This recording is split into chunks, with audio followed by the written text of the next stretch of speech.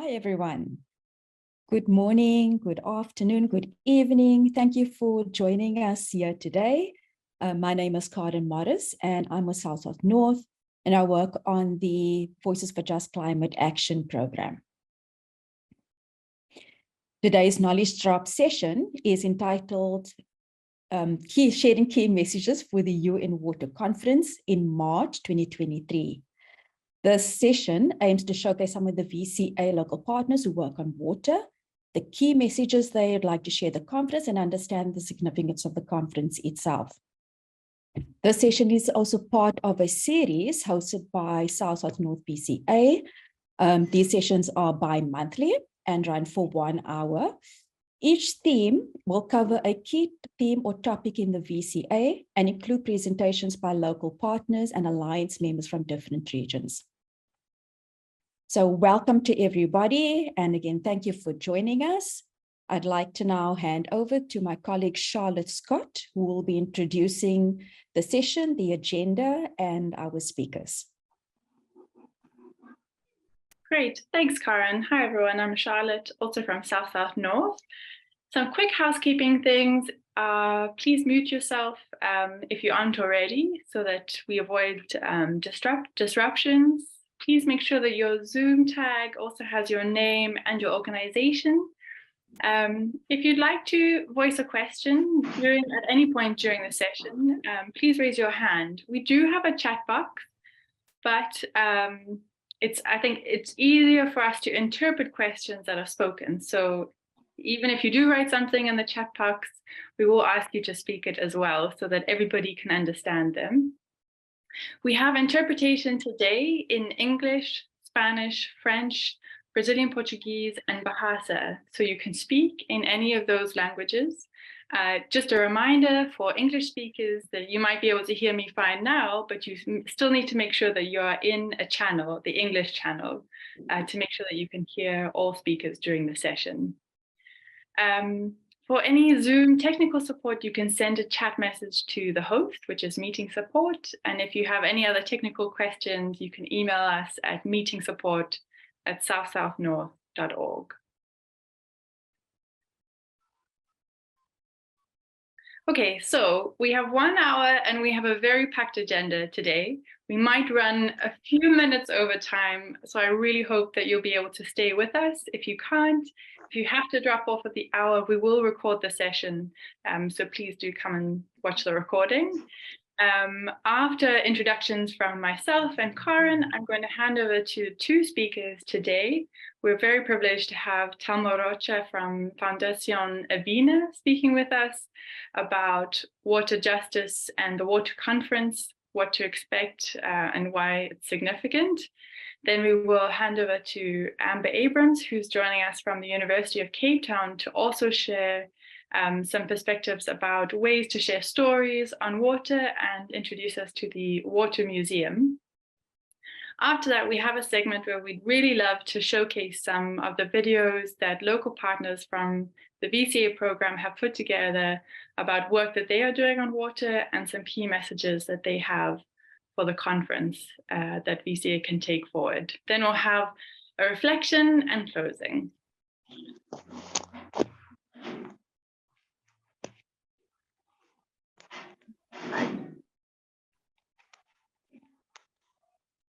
Chloe, can you change the slide? Great, thank you. So throughout the session today, we'll be using Padlet, which is an interactive online board.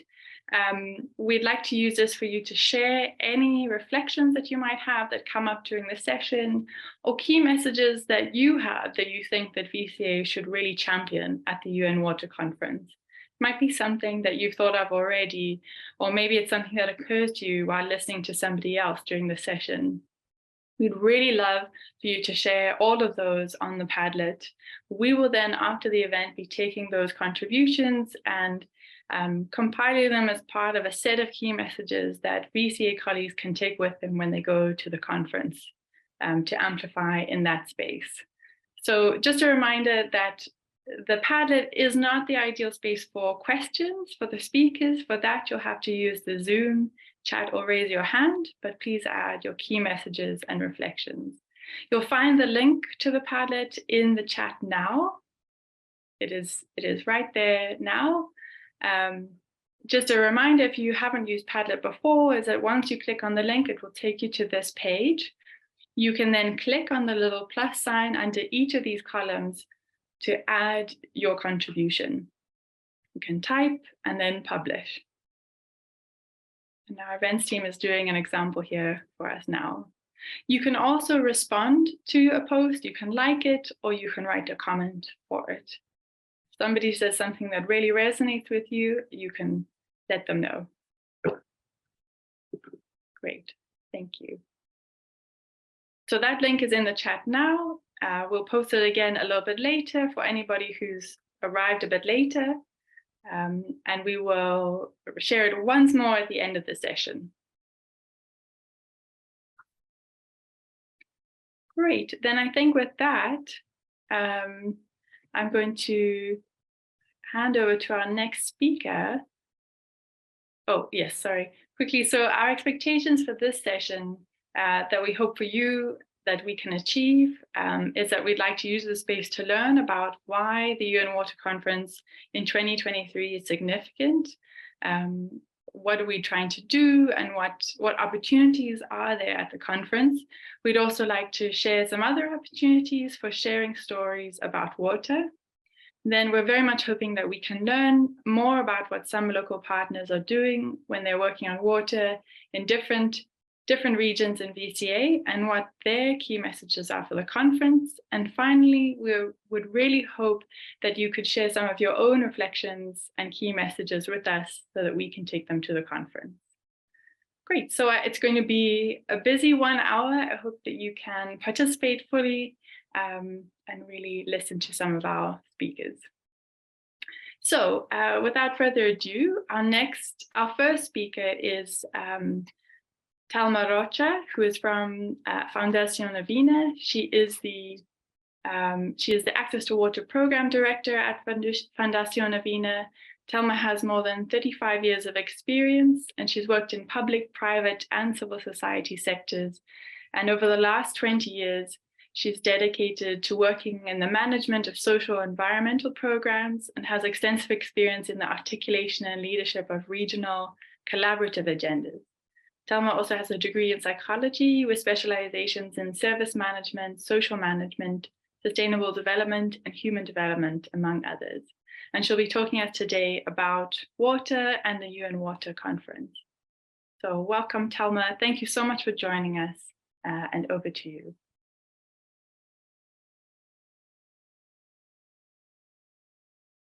Sim, obrigada. Oi, pessoal, bom dia, boa tarde, boa noite a todos que nos escutam. Prazer estar aqui, obrigada, South Norte, pelo convite, VAC, do qual somos parte, mas está nessa agenda ampliada aqui com vocês, para compartilhar um pouco de um tema tão... e que, para mim, né, creio que todos aqui têm muita consciência disso, da interconexão entre a temática de água, entre a crise climática e a crise hídrica que vivemos, né, globalmente, e os impactos, especialmente nas populações que vivem em situações mais vulneráveis, urbanas e rurais. Então, isso para fazer já uma introdução bem geral da importância, né, da conferência. Eu não sei se vocês estão conseguindo ver a minha apresentação. Por favor, me confirmem. Sim. Conseguem? Sim, obrigada. Então, deixa eu entrar aqui no módulo ampliado.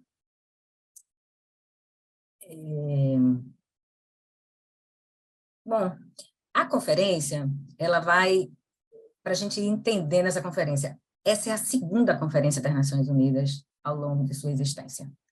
A última foi em 1977, né, em Mar del Plata, na Argentina. Então, a primeira vez que a temática, que o conjunto das Nações Unidas convoca as partes, né, em termos de governos e todas as lideranças da agenda de água, para um primeiro debate.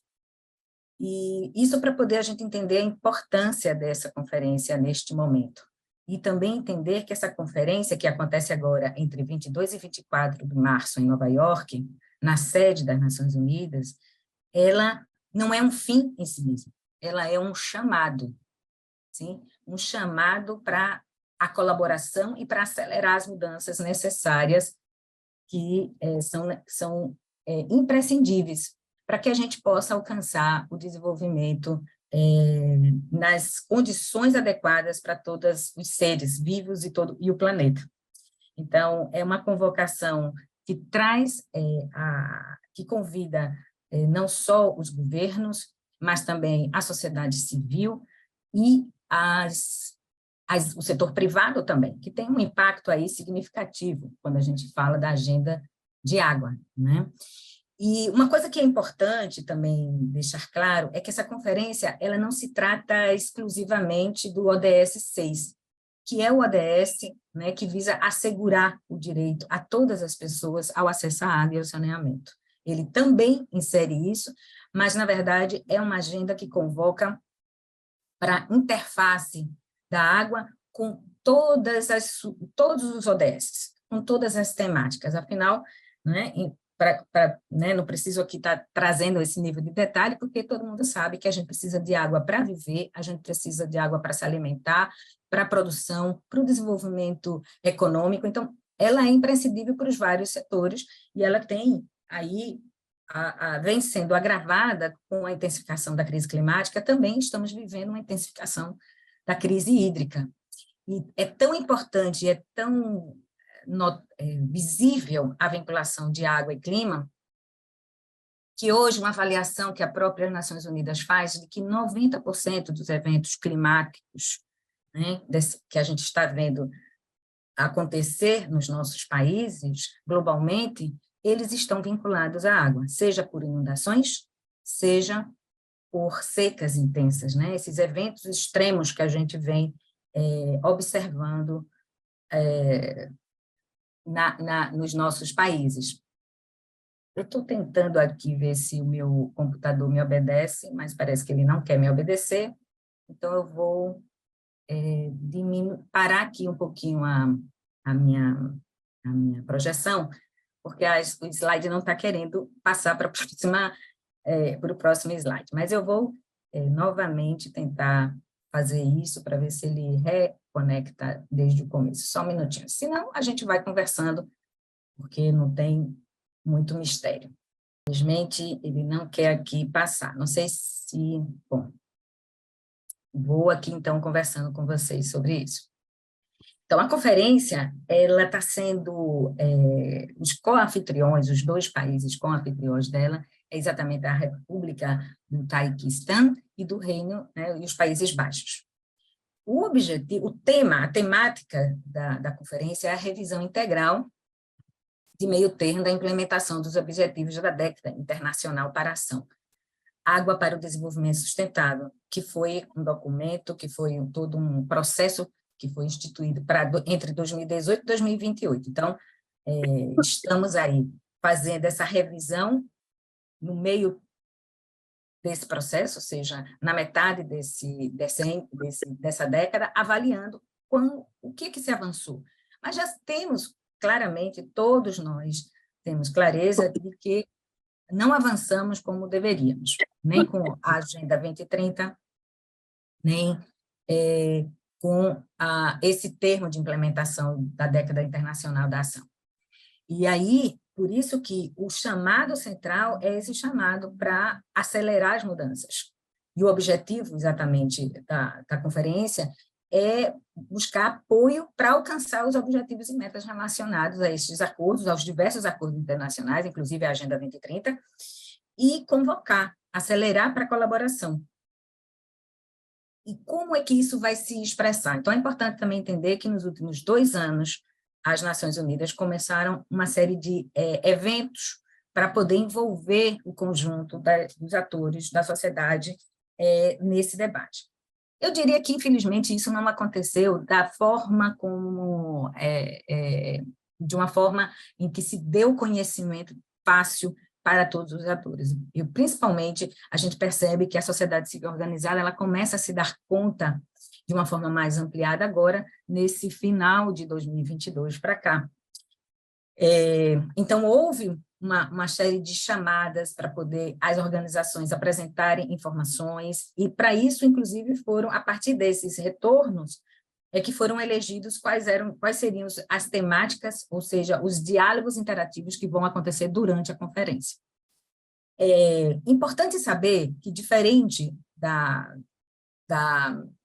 COP, né, que a gente já conhece um pouco como funciona, é algo que vem acontecendo já há 27 edições, essa conferência, ela, exatamente por ser a segunda, e depois de quase 50 anos, tem todo um rito de processo que a gente vem conhecendo enquanto sociedade civil, as diversas organizações que atuam, na medida em que vai sendo divulgado no site da conferência. Então, não é uma coisa que a gente entrou e já sabia todas as informações, como é que vai ser dado esse debate, né? Mais recente, então, agora, como estamos às vésperas da conferência, já começam a aparecer claramente como é que, dentro do espaço da conferência, essa possibilidade de diálogo vai acontecer.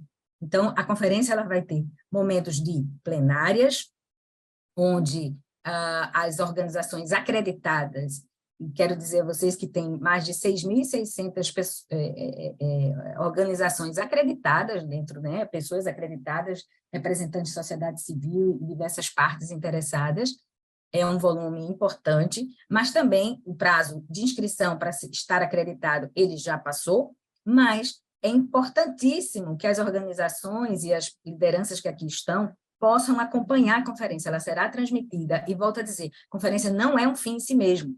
Então, é importante usar desses mecanismos, e aqueles que vão ter a oportunidade, aquelas que têm a oportunidade de estar presente fisicamente, buscar articular-se nos seus países, para entender que agenda, que representação dos nossos países estão indo, né?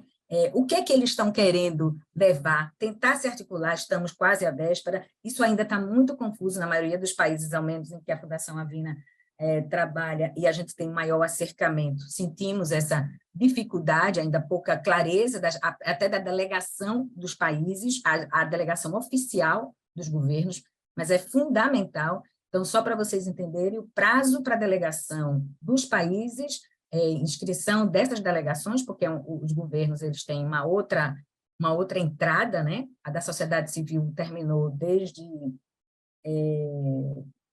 janeiro, a acreditação, todo esse processo, mas a delegação dos governos nacionais, elas vão encerrar agora no dia 13, segunda-feira.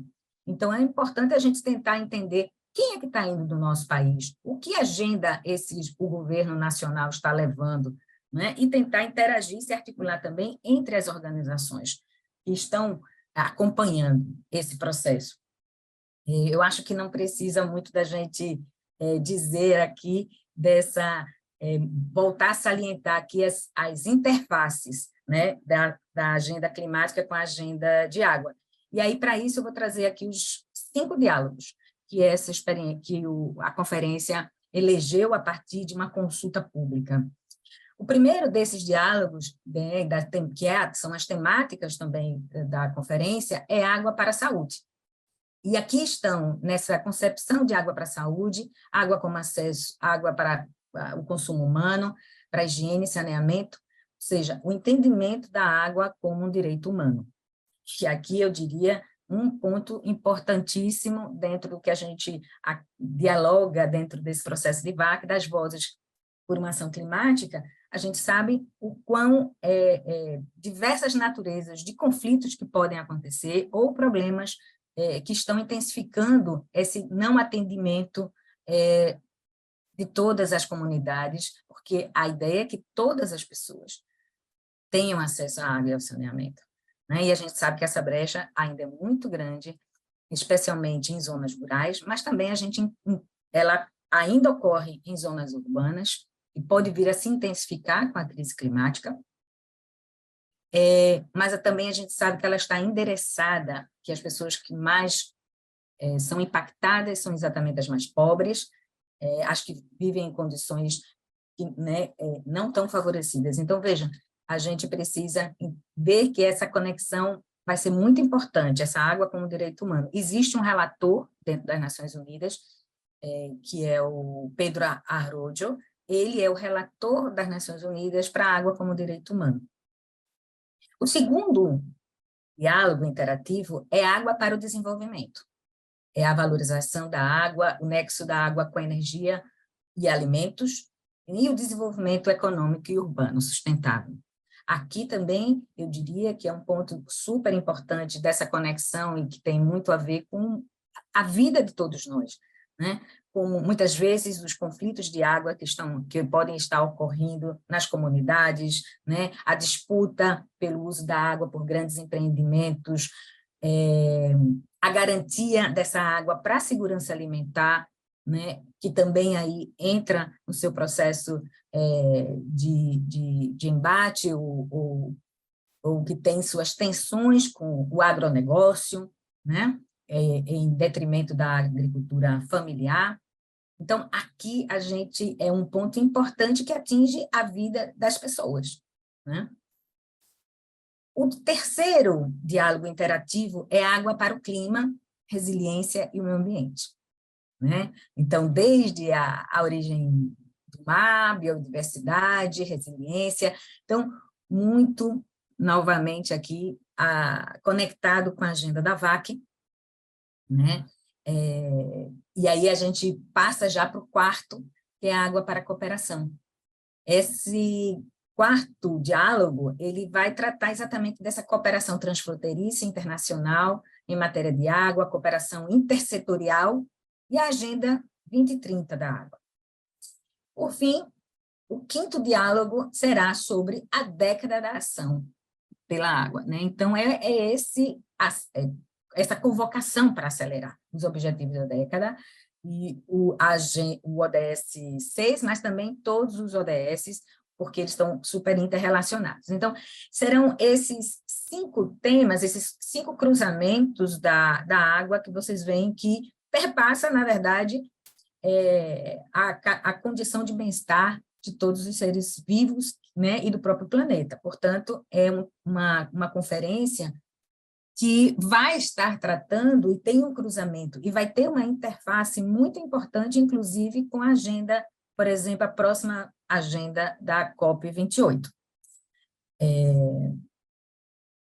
E uma coisa importante que tem dentro já está aberto, inclusive, no site, eu convido todas vocês para entrarem no site da conferência, existem uma convocação para compromissos, né, das organizações, dos coletivos, a Agenda para a Ação da Água. Então, lá vocês vão encontrar essa informação, e toda essa mobilização, na verdade, é muito para que haja esses compromissos das comunidades e das organizações, né, e os resultados que a conferência busca exatamente, além de, claro, a fazer todos os registros das atas da conferência, apresentar esse conjunto de compromissos voluntários, né, dessa agenda de ação da água, os eventos, inclusive, que estão sendo realizados. A conferência ela tem um espaço dentro da sede, então ela vai ter plenárias, 4 sessões especiais, e, além disso, ela vai ter vários side eventos paralelos. Esses eventos paralelos vão acontecer, alguns dentro da própria sede das Nações Unidas e no entorno das Nações Unidas, mas também boa parte deles serão virtuais. Inclusive, convido vocês, o PAC, junto com a AVINA, também tem organizado alguns desses eventos online, então é uma oportunidade também de sair aprofundando alguns desses temas nesses eventos online. E que qualquer uma pessoa, independente de ter se credenciado ou não para a conferência, será possível acompanhar. Então, por fim, entendendo que a conferência não é um fim em si mesmo, alguns eventos posteriores que são muito importantes também, que precisamos estar atentos e que vão ter uma conexão. O Fórum Político de Alto Nível das Nações Unidas, que vai acontecer agora em julho de 2023. Na sequência, na verdade, a Assembleia Geral das Nações Unidas, que será em setembro, e a COP 28 em novembro. Então, esses eventos são fundamentais também como agendas de acompanhamento. Mas entendendo que todo esse debate não faz sentido algum se ele não estiver embasado nas realidades das comunidades. Portanto, o local, as nossas realidades locais, das nossas comunidades, os desafios que vivemos nas nossas comunidades, né, precisam estar sendo levados não só para essa conferência, mas para todos esses debates que estão aí interconectados entre água e clima, né, e desenvolvimento sustentável. Então, assim, é um convite que a gente faz, reforçando, entender que não é um mero evento, e que tampouco é um evento em si mesmo, mas que aqui as vozes das comunidades, as vozes de todas as pessoas que vivem, os desafios que vivem com a água, seja pela falta, seja pela água contaminada, seja pela restrição hídrica, porque o que está em jogo mesmo, eu diria que a conferência ela vem para trazer um pouco de esperança para que a gente possa alcançar a sonhada segurança hídrica, né, que é fundamental para o bem viver de todos e todas, né, e do planeta. Então, essa é a proposta que traz a conferência, mas que, na verdade, abre um diálogo, abre também uma consciência de que a gente está num momento que precisa agir de forma muito mais rápida e colaborativa. Então, esse é o propósito da conferência. Gente, eu tive algum problema aqui de áudio, peço desculpas, vi que também o vídeo ficou fora, mas estamos aí, a gente vai passar a apresentação e depois vocês vão ter acesso a esse processo e qualquer pergunta estamos à disposição. Thank you so much, Thelma. I think that really set the scene to understand a bit more about what the conference, what the history is, and what will be happening in New York, and the importance of grounding that in local experiences. Just if anybody has any questions, please raise your hand, or I can see, at least I saw a comment from Sheila in the chat. Before we deal with those, just a reminder to please rename yourself. If you were sent a link from somebody else who registered, you'll be logged in under their name. So please just change that name so we know who you are.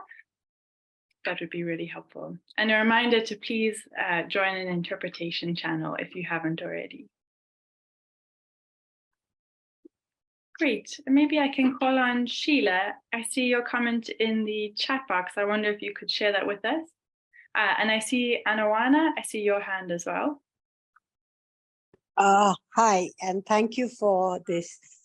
The reason, first of all, I want to thank our colleagues from AVINA for this very nice perspective and guiding and informative presentation. I think for a lot of people who have not been working as long on the issues of water as I have, I wanted to remind everybody that there was a UN decade for water 30 years ago. And we need to look at how that was so, made everybody so optimistic. I don't know whether it's how many years ago, but it's worth looking at that. And there were so many evaluations that basically said that all those projects were top down. They did not look at the politics of water. It was just run by engineers, not to say engineers are wrong, but I think that framing the reality of today where almost half or more of the conflicts in the world are actually around water and controlling water. The earlier decade did not look at urban water at all. And now climate change has told us that in 10 years' time, the water scarcity on this planet is going to grow so exponentially. So we not only have to look at social justice and access, but we have to look at the human rights implications of what those conflicts will do, because there is nothing more politically crazy than fights over water. These are happening across inside countries. You take India, every state is fighting for rivers, every Every geopolitical region is fighting for who can do dams where. So it's we have to look at the constituency we care about, but we also need to understand the larger, much more complex politics and figure out what is the most strategic thing to do. Because I don't think we can go into this just hoping that our advocacy and our championing this process is going to produce the kind of impact that we want. I don't want to be pessimistic, but this is the time for all of us to be strategic and pragmatic, and for this kind of coalition to bring all these dimensions together. So thank you. Thank you, Sheila. Can I go to Anawana first, and then maybe back to you, Thelma, for any feedback? Yes, you are. Sorry for that. Yes, this is Anawana, Director of Kalimotu. I'm based in Senanga, western part of Zambia. My question is, how is the UN going to help us? Because we face a lot of problems fetching water. People back in the village, deep in the rural areas, have to walk miles to get fresh water. There's lack of water back deep in the remote areas.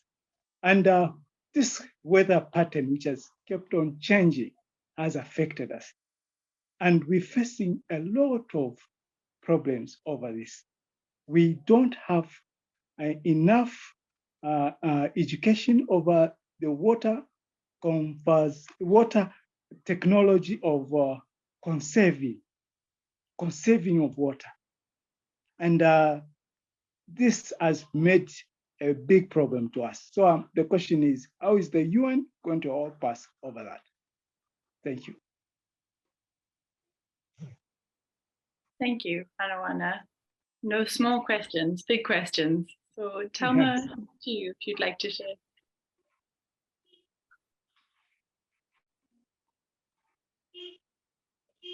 De fato, a resposta, não tem uma resposta específica, mas, na verdade, a conferência é exatamente para chamar essa atenção, para trazer essa problemática que envolve desde a condição de vida de milhares de pessoas que ainda não têm acesso à água segura e de forma acessível, ou seja, nas suas casas, precisam caminhar, precisam quilômetros, ou têm acesso a uma água não tratada. Isso a gente vê, inclusive, em várias cidades das nossas regiões, especialmente América Latina e no continente africano. A gente ainda tem muito disponibilidade de água, mesmo canalizada, mas sendo entregue de forma bruta, sem nenhum tratamento, e temos uma amplitude de pessoas que ainda vivem sem ter este acesso de forma tranquila e segura a esse bem.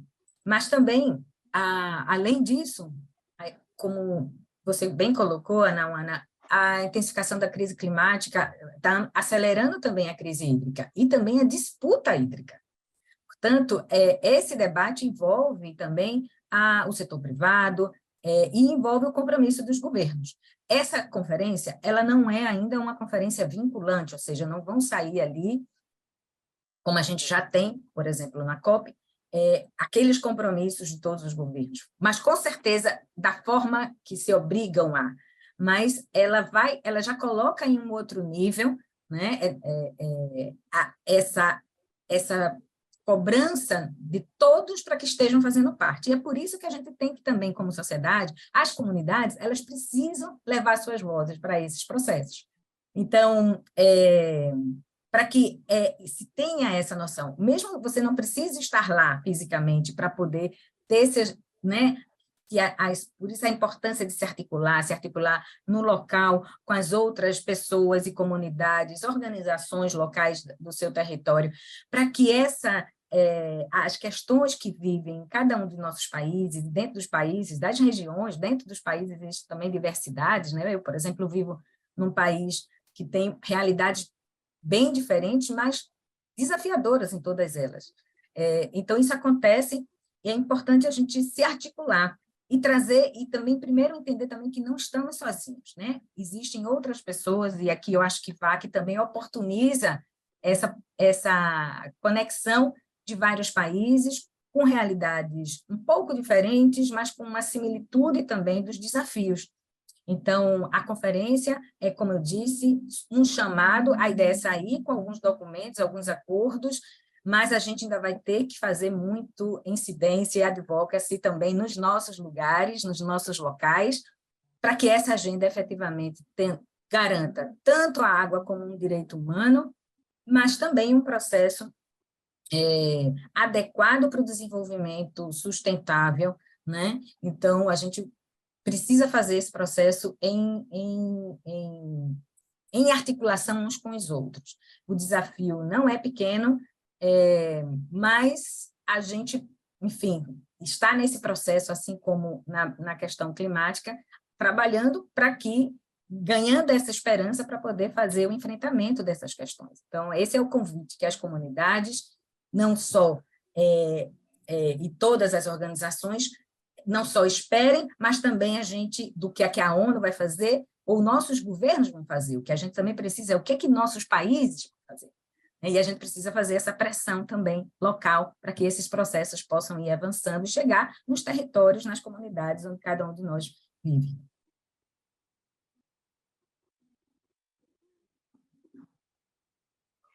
Great, thank you so much, Thelma. I see we have 2 more questions. I'm going to take those, and then I think we'll move on to the next speaker. So the first one I saw is from Mo Taki in the Q&A box. It says, based on your analysis perspectives, do you have ideas to encourage partnership model/mechanism in global level to ensure water for all under climate change threats in the future? Thank you so much, Mo. If you'd like to add to that, just raise your hand. Otherwise, I'm going to ask Patrick. I can see your hand up. Will you share your question with us? And then we'll go back to Thelma. Yeah, sorry, thanks. Thank you so much. And thanks for the illuminating insights from the 2 speakers. I just wanted to ask, I had occasion to interact with the WTO agreement on trade in services.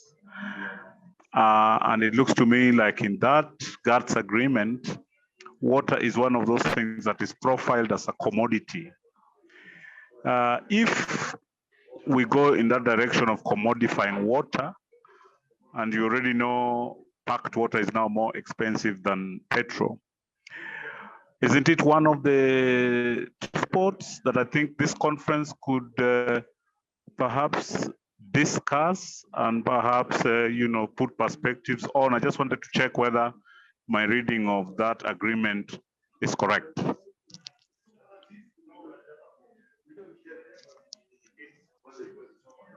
Okay, thank you, Patrick. Could you mention the name of the agreement one more time? The General Agreement on Trade in Services of the WTO, which many countries have ratified. Thank you. Thanks both for your questions. Thelma, over to you.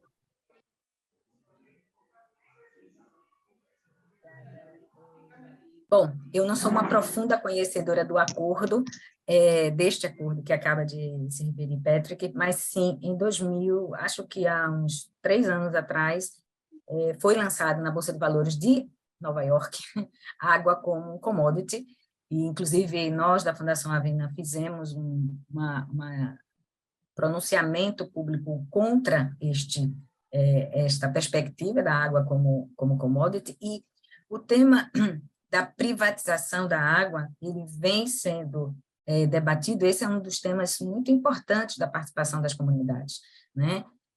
Porque que vivem na pele esse processo. Durante a conferência, sim, também vão estar ocorrendo encontros, por exemplo, o Fórum Econômico Mundial vai estar fazendo um debate, tem toda uma agenda para se discutir esses processos, e é também por isso que se convoca o setor privado para estar presente nesta conferência. A importância deles estarem participando, porque, em consequência daqueles 5 diálogos que eu falei, que vão ser as temáticas, né, de água como direito humano, ele é o número 1 desse debate, né?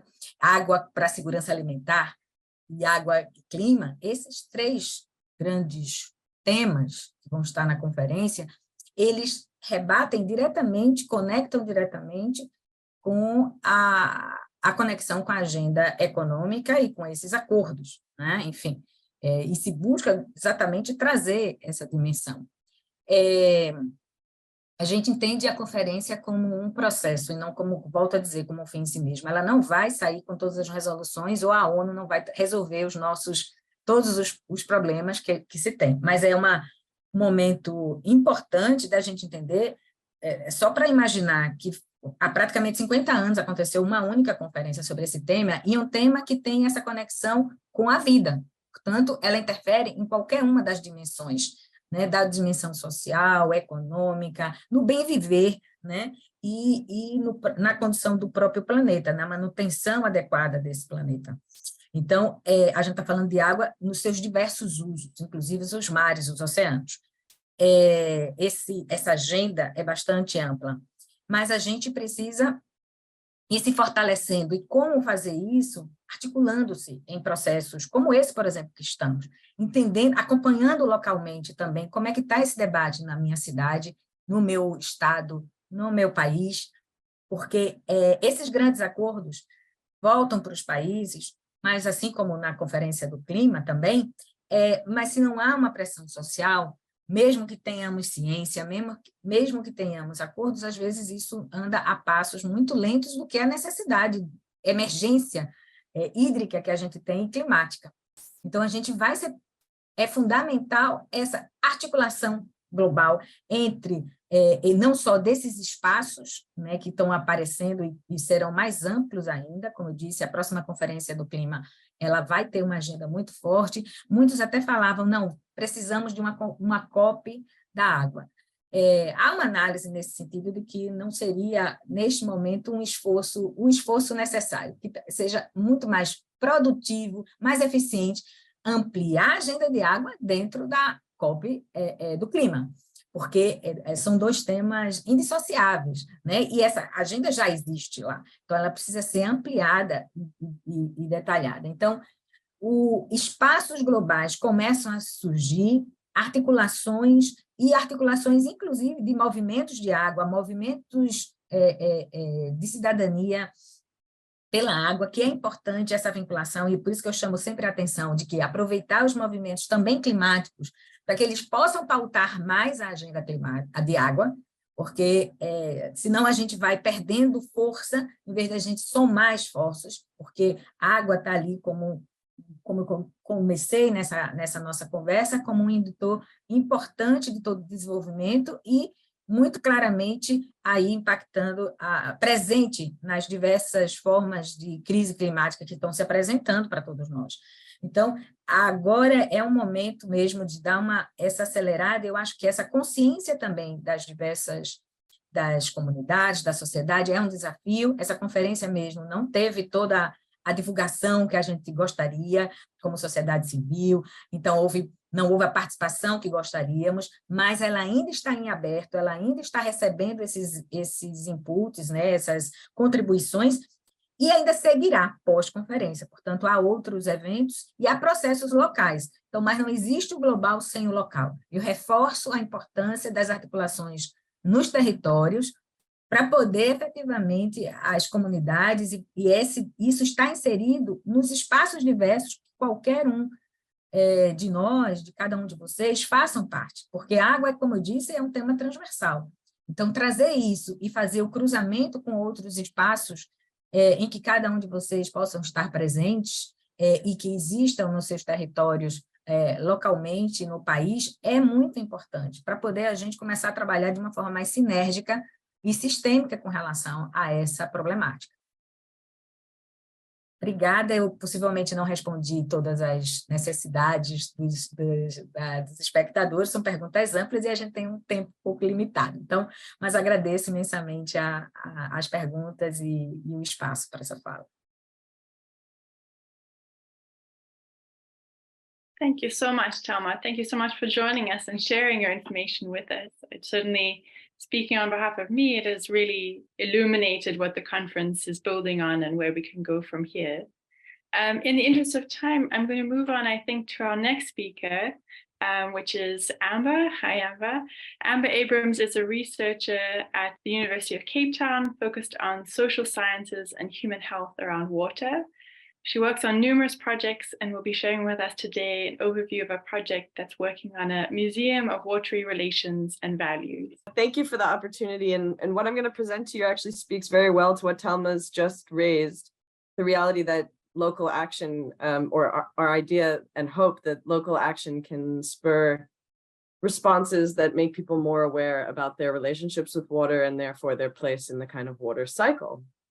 And so I work at a kind of transdisciplinary research institute. So with a lot of those engineers and water decision makers, those people who are putting water reticulation and water policies into practice. And I'm a social scientist and a public health researcher who's always there reminding people that an underlying approach to water needs to be addressing diverse relations and values around water, and that it needs to understand that water is intricately intertwined with our lived existence, our social lives, and all of our relationships. So our institute's relatively new, but it's transdisciplinary. And so it aims to really think about how can we answer water concerns and water problems in a more holistic way, but also with an eye for environmental justice and for kind of a reparations of justice for past experiences. Obviously in a colonial context and coming out of a water crisis in the city of Cape Town, which was the moment when the city imagined we'd be running out of taps,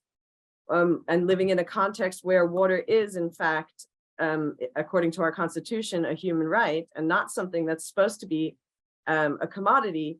We found a lot of people pushing back against the city's policies because they were being framed as clients and purchasers of water, as opposed to a collective of citizens trying to make decisions around water. And even prior to that, our work was focusing on giving citizens enough of an understanding and enough of the language to be able to engage with policymakers to speak to the major decisions that are being made around their water. And stepping back from all of that, our institute's aim is to make all kind of water facilities and interventions more water sensitive, so that we're not sending water or good quality drinking water out to oceans through canals, but we're finding ways to make our cities sponges and to engage with more water sensitive design. And so I started to think about how can we engage with the ways in which all of these different values around water are coming out of our workshops and our presentations. And I found that over the course of the last couple of decades, there have been two different versions of water museums online, but there was no representation on the African continent until 2021, when Burkina Faso opened a water museum. So here's some of examples of the water museum maps. You can see them. And as you can see, there's now one drop in Burkina Faso, and there will be now, hopefully, as soon as we finish our application in South Africa. But we've been running our water museum since 2018. And what we do is we engage in workshops with local residents, with people in public venues, people using water sources to get them to think about their relationships with water. And so what we do is get people to contribute their water stories, their values around water, their voices. And most often, obviously, in the context of a space where we've experienced significant drought and a city challenge for its water reticulation system, we find that a lot of this brings us back to discussions around climate change and the impacts of climate change on people's lives, obviously with regard to water. So we created this online map and interface that goes alongside the workshops we run, but also invites others, outsiders, to upload their own water stories, their own artist renderings, their own organizations and efforts to engage with their watery relationships in better ways. So cleanups, for example. And we hope that this map can be an online kind of interactive resource for anyone interested in finding others who are doing similar things.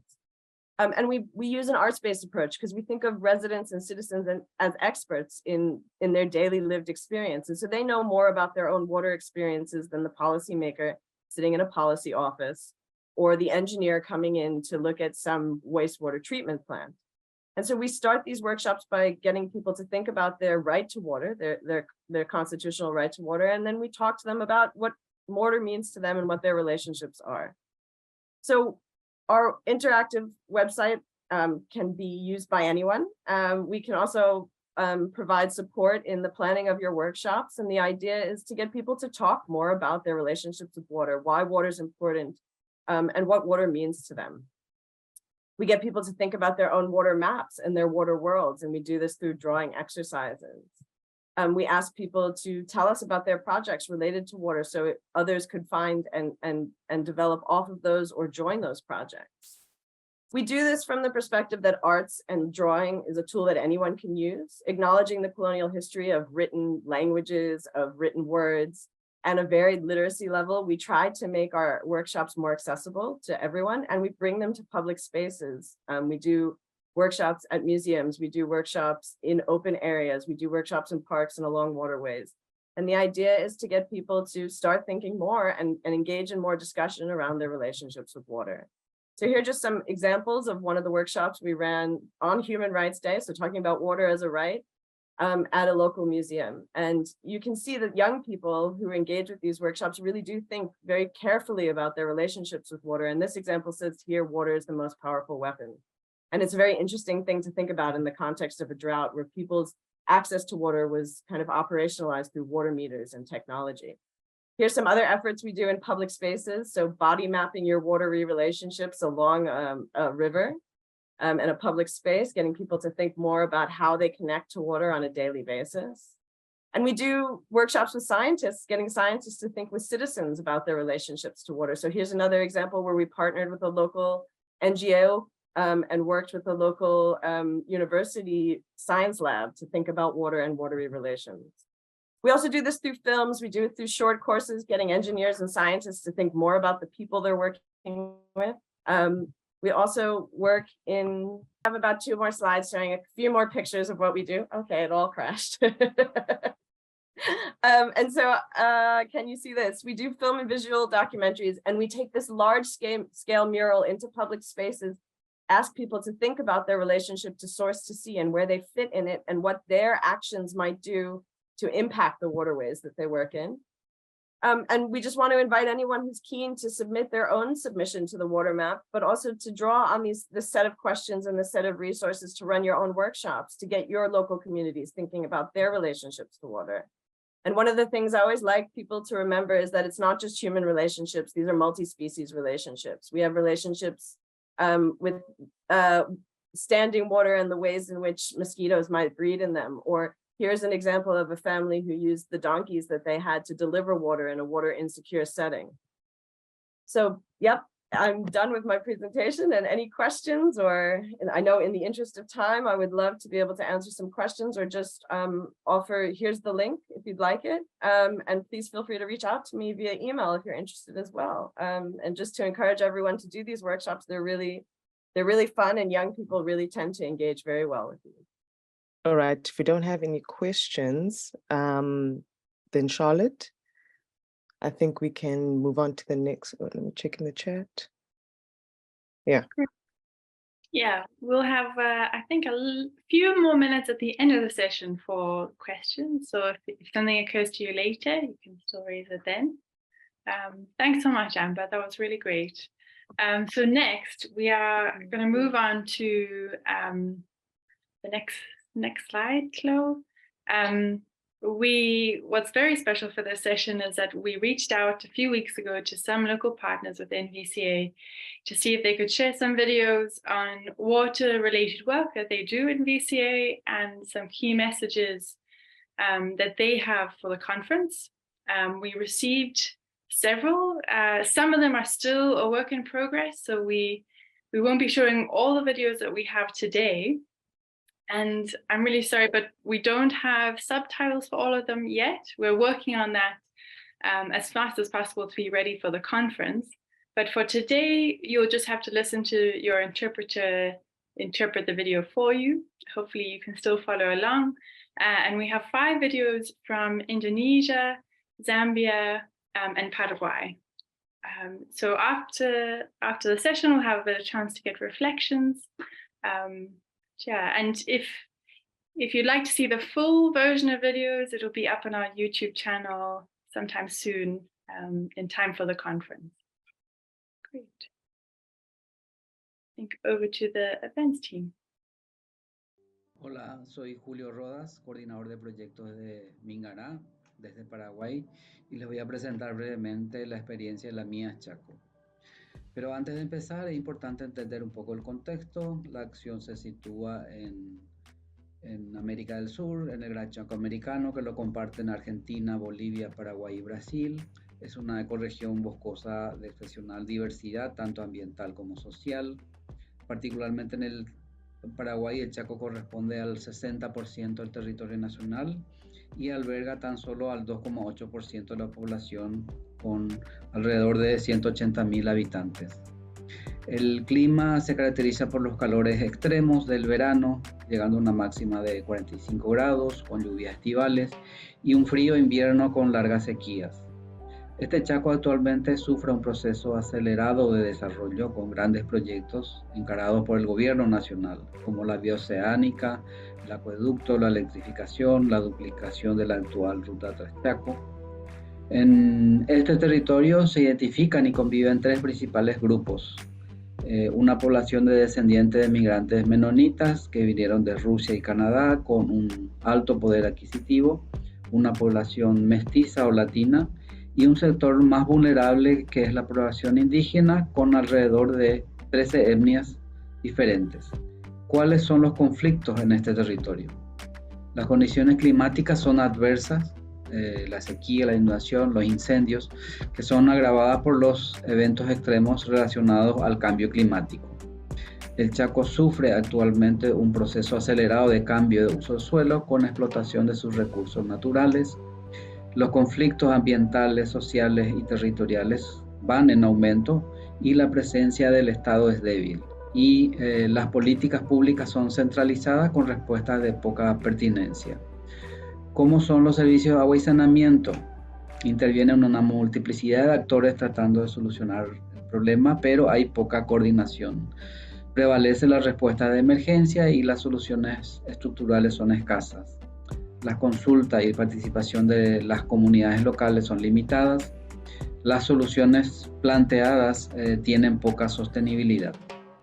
Tomando como el eje el derecho al agua, se instala la Mesa Intersectorial de Agua y Saneamiento Mía Chaco ante la necesidad de articular acciones como un proceso de aprendizaje conjunto y de construcción participativa de las políticas públicas adaptadas al contexto chaqueño, con participación de todos los sectores involucrados. Participan instituciones públicas que intervienen en el Chaco a nivel central y también de los gobiernos locales. Participan las organizaciones de la sociedad civil, las organizaciones de base como las indígenas, mujeres y jóvenes, y la academia. Se cuenta con el acompañamiento cercano de la cooperación de AVINA y UNICEF. Si bien la mía funciona desde el 2013, lo que se ha logrado con el VAC son dos aspectos muy importantes: la incorporación de líderes, lideresas y jóvenes de organizaciones de base del sector más afectado por la falta de agua, como son las comunidades indígenas. Y por otro lado, la consolidación de las MIAS como un espacio descentralizado de discusión sobre agua y saneamiento. ¿Cuáles son las líneas de acción de las MIAS? Fundamentalmente plantea la incidencia en políticas públicas para el sector de agua y saneamiento. Se aboga por propuestas tecnológicas acordes a las condiciones sociales y ambientales de la región.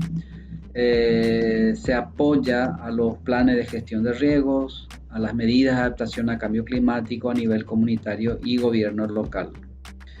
Con el proyecto del VAC hemos impulsado a la Mía Chaco como un espacio en donde se escuchan las voces del territorio para la definición de las políticas de agua segura y saneamiento adecuado adaptados al cambio climático. No hay una solución única ni salvadora al problema del agua, ni tampoco depende de una sola institución. Con el proyecto del VAC buscamos la interrelación equilibrada entre el Estado, las organizaciones de la sociedad civil y la población para lograr un desarrollo más duradero. Es decir, se apunta fundamentalmente a la gobernanza. Creemos que la Mía Chaco es un camino posible para proclamar la soberanía hídrica del territorio.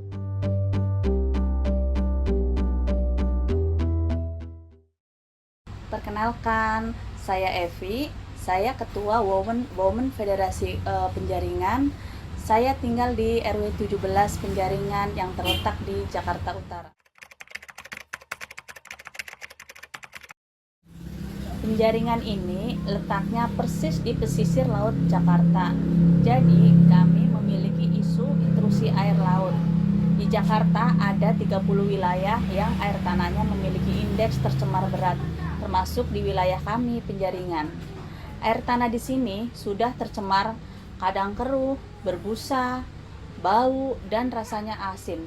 Sehingga kami tidak dapat menggunakan air tanah untuk kebutuhan sehari-hari.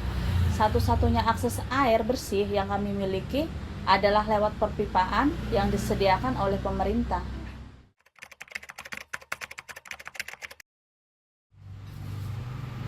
Air di permukiman warga dialirkan oleh perusahaan swasta. Kalau yang di rusun oleh pemerintah.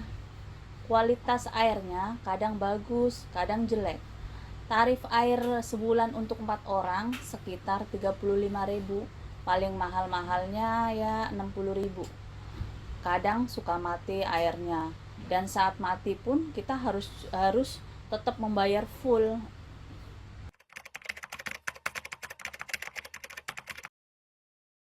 Permasalahan air yang utama di sini itu aliran air yang tidak lancar. Jadi harus sedia menampung air. Bahkan ada wilayah yang belum mendapatkan akses air bersih melalui jaringan perpipaan sama sekali. Jadi terpaksa harus beli air setiap hari ke penjual air, air gerobak dan air pikulan. Kualitas air perpipaan yang disalurkan itu juga tidak terlalu bagus. Air untuk minum harus beli lagi, misalkan air galon gitu.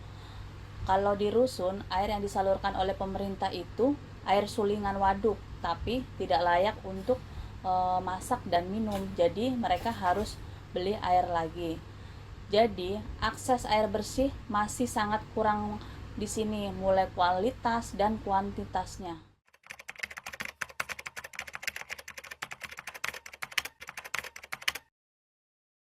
Kalau lagi susah air, kita ibu-ibu women federasi kan punya tabungan. Jadi kita pakai uang tabungan itu untuk advokasi ke perusahaan air terkait. Saya juga bantu alirkan air dari rumah saya ke rumah tetangga saya yang airnya mati. Kalau sampai 1 bulan air mati, kita akan pergi beramai-ramai ke kantor distributor untuk langsung menyuarakan kebutuhan kami. Contohnya minta tolong ke anggota dewan yang ada di Penjaringan. Lalu setelah itu biasanya akan diberikan bantuan air melalui truk atau tangki dari kantor distributor. Lalu seminggu kemudian baru dialirkan airnya.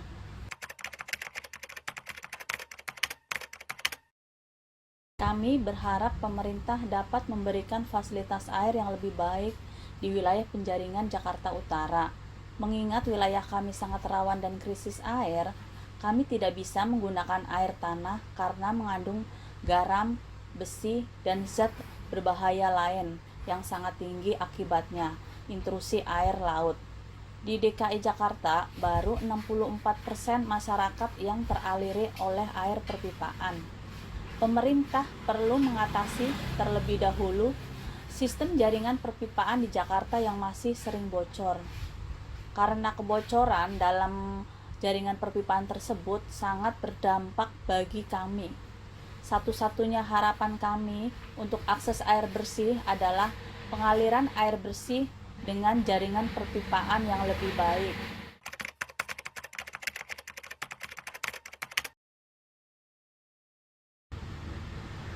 Satu-satunya harapan kami untuk akses air bersih adalah pengaliran air bersih dengan jaringan perpipaan yang lebih baik.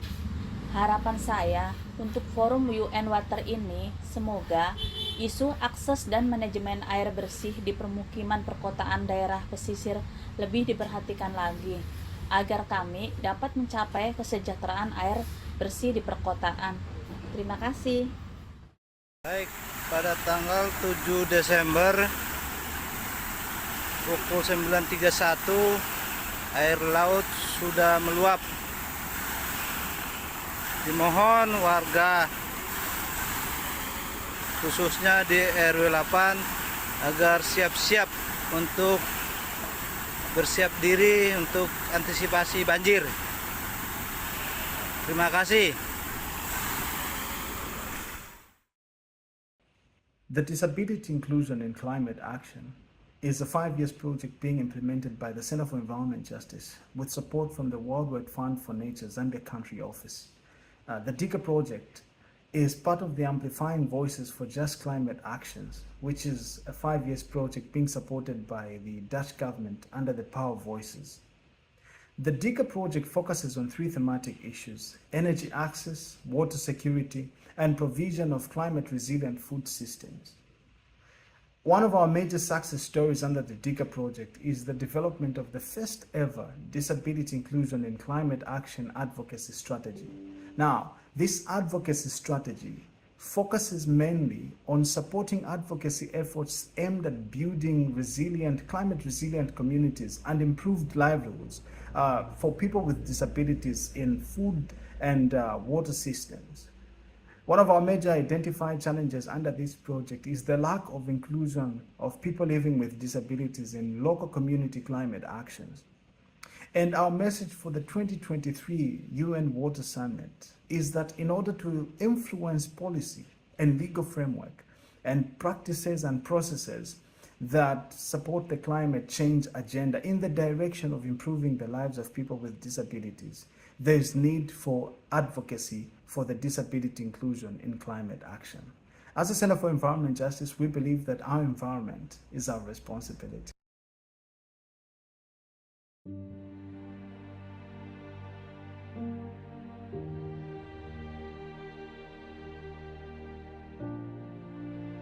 My name is Alice Pulu. I'm a member of Zambia Homeless and Poor People's Federation.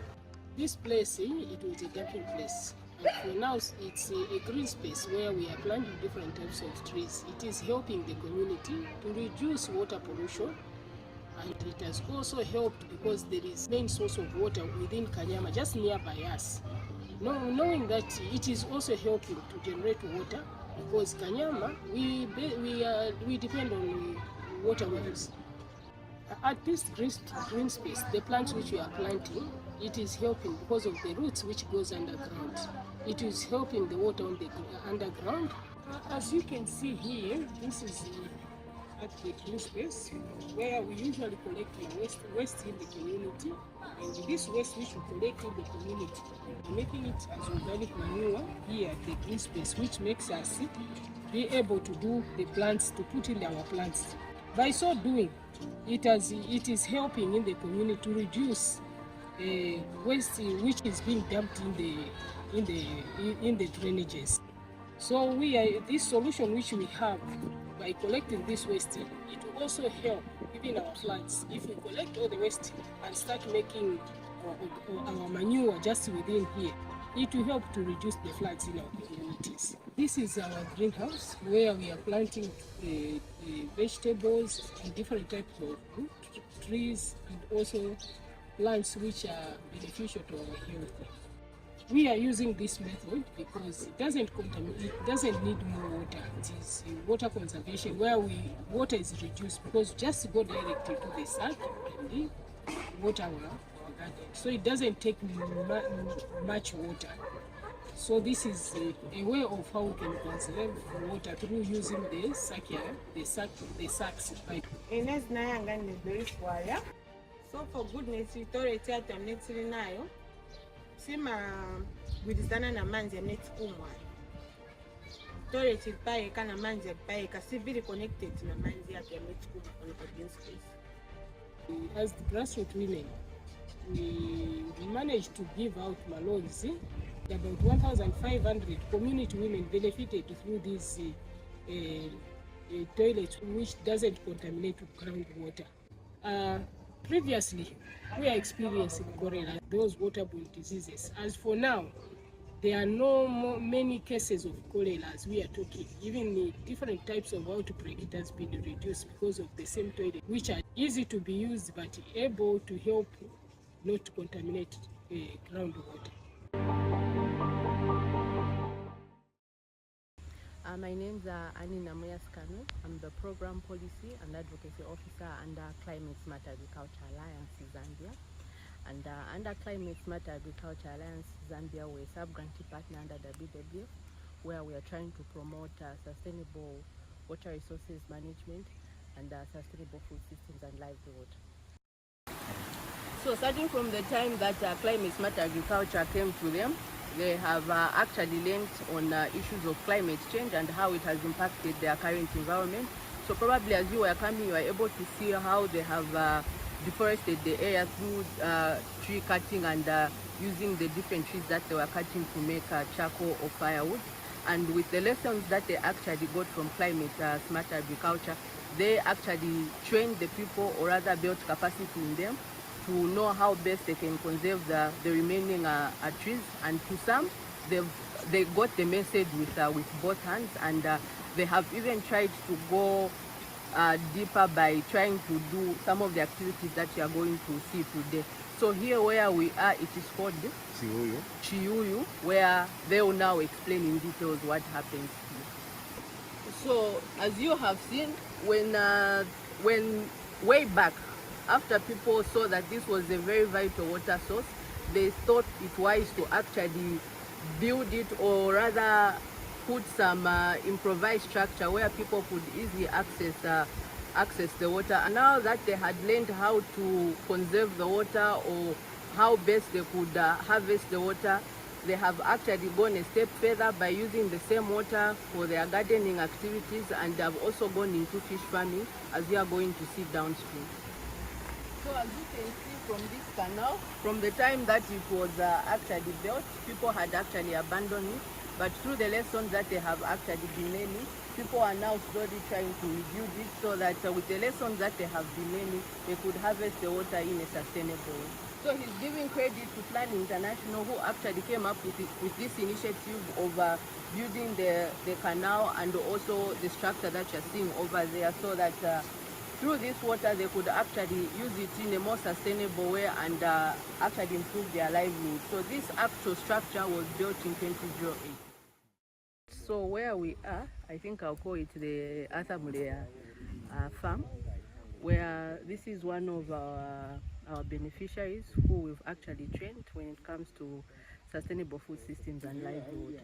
So like I was mentioning earlier on, under sustainable foods and livelihoods, we actually train them to not only depend on one form of livelihood, but actually to go the integration way, where besides them just doing their normal farming, either gardening or growing of maize as they usually do, they could also look at other ventures. And through that, he thought it wise to actually come up with a fish pond. So this fish pond that we're actually seeing here is 11 by 20 in dimension. So from this fish pond, his ask is that if at all he could be helped with additional fundings to be able to buy fingerlings, so that he could actually restock that. But besides that, he's also embarked on this other sweet potato garden. In a situation that this doesn't happen now, he will still fall back on these sweet potatoes that he's actually planting. So in a nutshell, our communities are actually willing to do most of the projects or most of the activities that they have actually been trained through the first phase of the Voices for Just Climate Action. But their only challenge is how best they can actualize their dreams, as you have seen from this fish pond here. He's already done the needed work, the groundwork, but what he actually needs is the actual seed to be inside. So probably going forward, it will actually be key that our communities are actually helped to actualize their dreams, so that most of the challenges that they are actually experiencing, both in a climate way, in a climate change way, and in a food system way, is something that they could easily champion. Otherwise, we are very much grateful, Mr. Mlea, that you championed the lessons that you were actually taught to actually bring it into this farm. Great. Thank you so much, team. So sorry if for anybody else it was breaking up a little bit towards the end, the visuals, but hopefully we will be able to share the full videos again on our YouTube channel. And if you might have missed a few details in the interpretation, I know it's very challenging to interpret how people are speaking quickly in a video. So I'm hopeful that we can also capture all those details in the full version. A few of the local partners who contributed videos are on the call today. And I just wanted to say thank you so much for putting in the effort to create those for us to share your messages. It's really powerful to see local partners and the work they're doing visually rather than to just hear about it. I'm just going to check if there are any reflections, if anybody would like to share something after watching the videos. Don't see any hands. I'll start explaining our exercise. If something occurs to you in the meantime, do share that. So at the end of our session today, we'd really like to take a little bit of time for you to think about some of the videos you've seen, think about the presentations and your own work, and reflect on what you think that means for the UN Water Conference and what you think needs to be said, what messages need to be shared and taken to that space. So we will be using Padlet. The ending of our session will be a little bit unusual. We will close our session officially, but we will leave the room open and we'll be playing some music, and the Padlet will be open, but we will say goodbye to you. So no one will be talking. You'll just have a few minutes to work on the Padlet, around 10 minutes. And when you're done, you can drop off, and after 10 minutes, we'll close the rooms. So before I hand over to Karen, I just want to share a little bit about the song we'll be listening to. Is from, it's a classical music album that you heard at the beginning from Christopher Tin. It's actually an entire album really dedicated to trying to capture in music the journey that a drop of water takes through the whole water cycle and all the things that happens to it. It's in a Ugandan language. The song Waloyo Yamoni means we overcome the wind. And it's really about a song calling for the water during drought and what that would mean to different people. Yeah, so if you'd just like to stay on to listen to the song and don't have any messages, that's also fine. But if you do, please stay and please share with us. Great, and with that, thank you so much to everyone for joining. I'm going to hand over to Karen to close our event.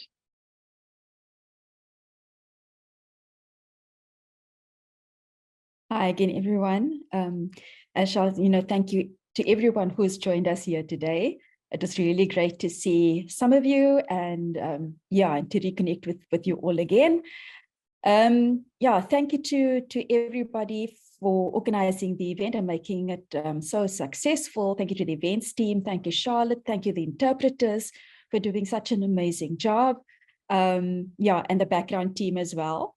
And what we'd like to do is just remember that we will be having sessions like this going forward. And as I said previously, that they will be bi-monthly, and we'll be touching on topics that we discuss within the VCA. So please subscribe to our newsletter if you haven't done so you can get notifications of when these next sessions are taking place. And then also invite you to share our social media platforms and to visit our various social media platforms to keep engaged on these topics and to look out for further invitations. So thank you all once again for joining us, and I wish you a pleasant morning, rest of the afternoon, or rest of the evening. Thank you and goodbye.